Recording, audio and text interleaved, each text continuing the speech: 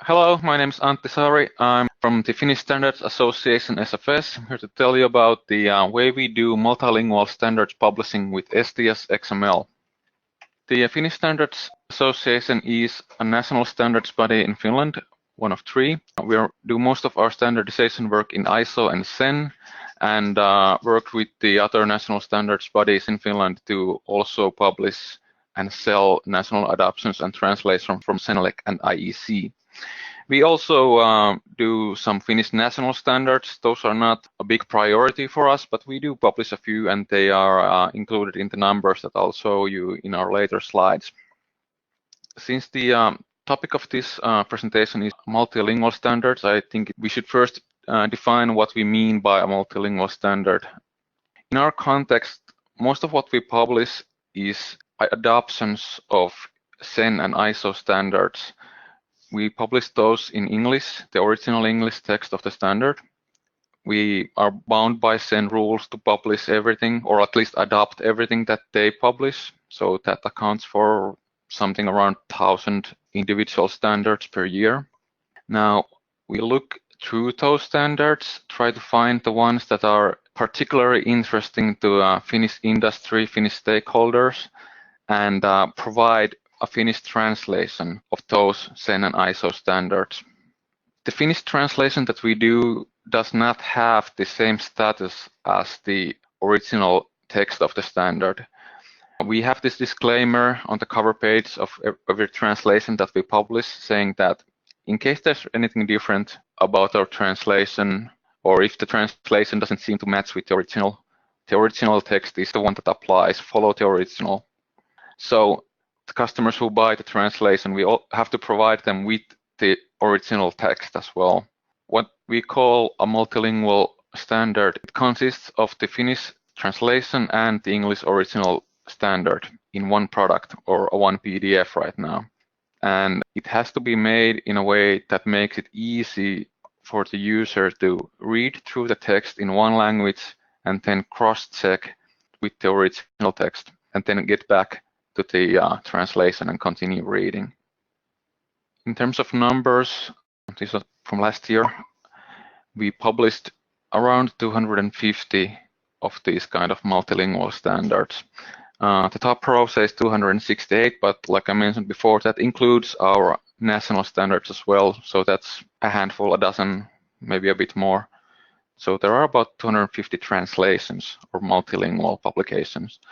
And of those, we did a bit over 200 in STS XML using a workflow including eXtyles and Typefi.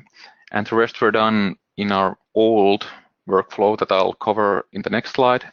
The reason we're not doing everything with STS XML is because sometimes the original standard, the English original coming from ISO, CEN, CENELEC, whoever, is not made in STS XML. And if it's not made in STS XML, then, well, we're not going to do it either. Our idea is to, when we're making these multilingual standards, is to use the English XML we get from the international organization as is, and then just add our translation to it.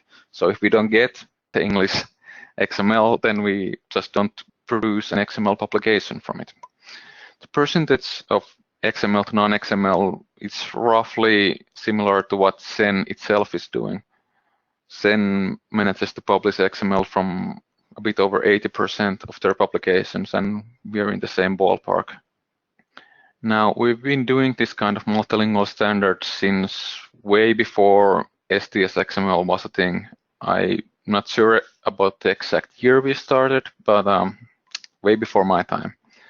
The way we used to do those, and the way we still do anything that we can't get in XML, is with Adobe FrameMaker and a custom plugin that we have for that. I think the main reason this is interesting is that the workflow we had for FrameMaker was and is very similar to what we are doing now with eXtyles and Typefi. So we had a Word file from CEN and ISO. Since we are a member, we get all of their output. We get their PDF files, their Word files, and their XML files if they produce them. So we take the Word file and have it translated, so we get another Word file.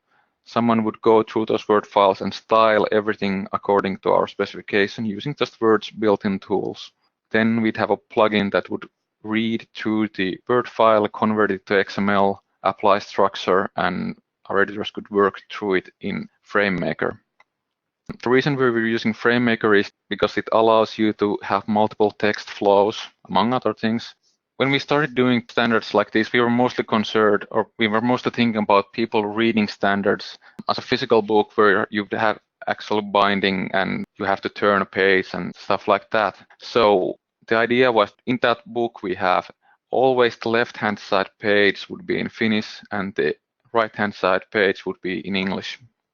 FrameMaker lets you do that pretty easily, and our plugin made it easier still. The only thing our editors really had to do was to make sure that the standard would proceed in both languages at the same rate. So normally Finnish takes a bit more space than the English does, and they would have to make the Finnish take up less space by using layout tricks like reducing the spacing between paragraphs or between words or even between letters. Now, when we moved to our current publishing process with STS XML using eXtyles and Typefi, we also wanted to rethink the end product we have. Since, years have passed and those book standards are not so important anymore, more people are reading standards on computer screens or even tablets. And if you're reading a standard on an iPad, you can't really fit more than one page on the screen at a time. So if you had that kind of book layout we had before, that would mean that every other page is in Finnish and every other page is in English. And that would be really annoying to read if you could only see one page at a time and you were trying to read through it in one language. So when we moved to eXtyles and Typefi, we just want to rethink that. Also, there's the thing that making that kind of changes that our editors used to make to compress the space Finnish language takes is kind of hard to automate. At least that's how we felt back in 2014. I've heard now that some of Typefi's customers are doing the same kind of thing using Typefi automation to basically make that kind of side-by-side layout automatically. But in 2014, it seemed difficult for us. So the way we are publishing standards now with eXtyles and Typefi, we have one process that we use for everything that we publish, including our national stuff and standards from CEN and ISO. The way the process works, well, first of all, someone has to decide that, okay, we want to translate the standard. So we send the translator Word file. We're still dealing with Word files for the translation part. And they just type their translation on top of the Word file, or if they have access to special software like Trados, they might import the Word file into Trados and re-export it back into the same structure. As it happens, the translated Word file we receive will be already styled in the exact same styles that we need for eXtyles to be able to export XML from it.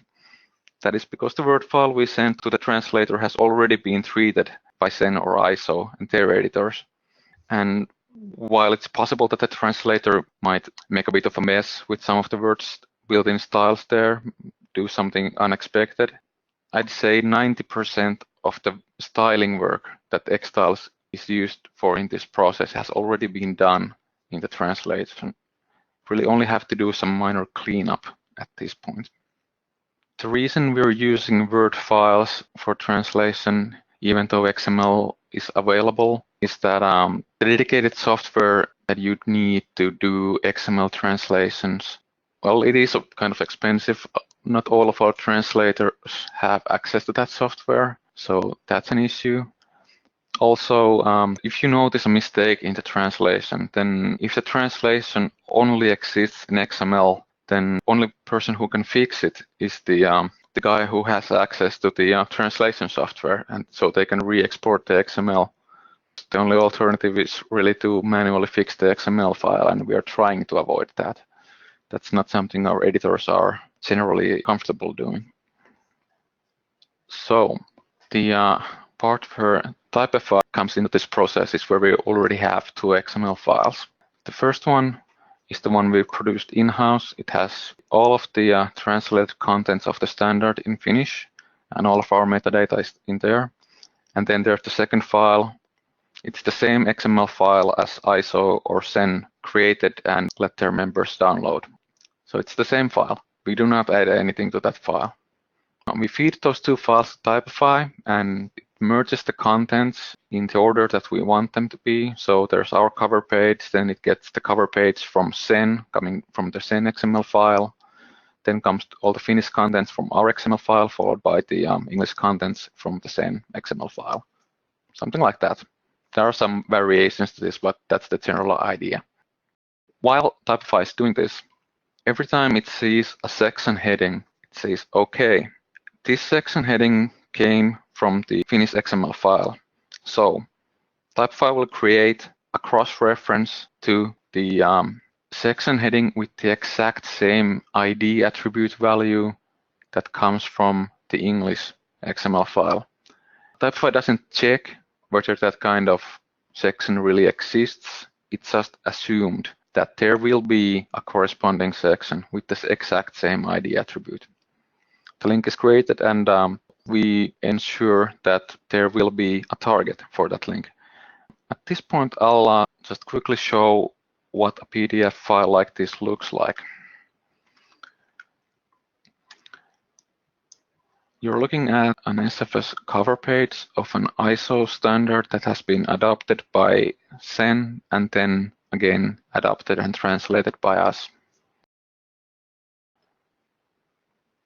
So really, this actually has contents from 3 different XML files, one from us, one from CEN, and one from ISO. The general idea is the same. Now, the first actual section in the standard is the forward coming from CEN. And right next to the section heading, you see a hyperlink. When I click the hyperlink, it takes me to the same section in English. So I can scroll to standard in English. I get to terms and definitions, and there's a cross-reference to the terms and definitions section in Finnish. So I could do it like this. And now I'm at terms and definitions in Finnish. That's basically all there is to it. It's stupidly simple even, but it's kind of convenient. I think it's an easy way to cross-reference between languages, and you could apply the same idea to online platforms as well. We're doing it with PDF files for now, but same kind of idea behind how you create links and allow the customer to read through the standard in different languages and check the other language. That's the kind of thing you want to do. This is a surprisingly easy way to do it. Now, being able to do it like this is not a given. I have to stress that. It's easy for us. It's because when we started our project with eXtyles and Typefi, we copied everything that ISO had done. ISO had already started their project. They were publishing everything in XML by that time. STEN had already started as well. They weren't quite finished in that sense that they were still developing parts of their project, but they had all the eXtyles templates and customizations were already in place. So we could just march in and get all their stuff. We wanted our stuff to be as similar as possible to what they were doing. So we just told eXtyles and Typefi, like, don't make any customizations, just give us what they're doing and we'll work with that. What that leads to is that when we have sections, all sections do have an ID attribute. That's something that ISO and CEN have decided, and that's something that we've decided to follow them on. So it's easy for us to always just assume that, okay, we have a section heading, we can create this kind of hyperlink because the ID attribute will be there. Similarly, the ID attribute value need to match because, like I said, we are not actually trying to look for a matching section in the other language. We're just assuming that a section with the exact same ID will be there. So that means that the section ID schemes must be the same in the translation and in the original text. I'm bringing this up because in the ISO STS, the official documentation for ID attribute, I have this picture from the documentation, and it shows an ID attribute with the value S6.7.1.5. I suppose that's a good way to identify your section 6.7.1.5. but that is different from what ISO is actually doing and what CEN is doing and what we're doing. So if someone were to look at the ISO STS documentation and decide that, okay, this is how the section IDs work in the examples, we're going to do exactly that. And it would make sense for them. But if we wanted to produce a translation and a bilingual standard using that XML from that organization, we would be in trouble because our ID attribute schemes do not match. Well, it wouldn't be hard, but we would have to create some kind of mapping to be able to match them. All in all, these are not huge issues. We have some custom sections there to handle national contents, and we've created workarounds for them, but all in all, this is pretty easy thing to do. Now, how has this all worked out for us? This shows how many pages per year we're publishing. Our production of STS XML started in full in the middle of 2015. And in 2016, we were using STS XML, eXtyles Typefi as our main publishing process. So the page count in those 2 years was pretty okay, normal. The amount of pages isn't really limited by what we can publish. It's more limited by what our translators are able to produce. So if they produce 17,000 pages of translation, then that's what we publish, no more and no less. Thing to take away from this is that the page count is normal. It's the same as it was before, which takes me to the next slide. On the top, the line shows how many days it took from when a draft translation was first submitted to our publishing department to when there was a ready translation ready to be sold to our customers. You can see a fairly dramatic drop in there, almost a month compared to 2015. But in 2015, we had a lot of issues because we were starting this whole new publication process that took a lot of resources. But even compared to the previous years when we were still completely using the old system, we've managed to decrease the amount of time it takes to create the publication by quite a lot. And furthermore, we're doing it with a lot less effort required. The bars, or the columns on the bottom, show how many person years were worked in our publishing department per year.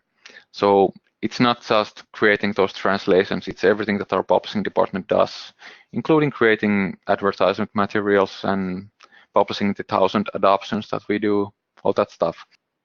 The amount of work, you can see it has gone down a lot by 1.5 person years compared to when we were only using the non-XML method.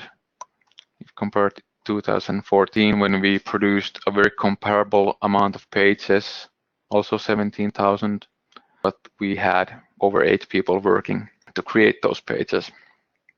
So we're doing a lot of pages, we're doing it faster than before, and we're doing it with less work required than before. That's all from me.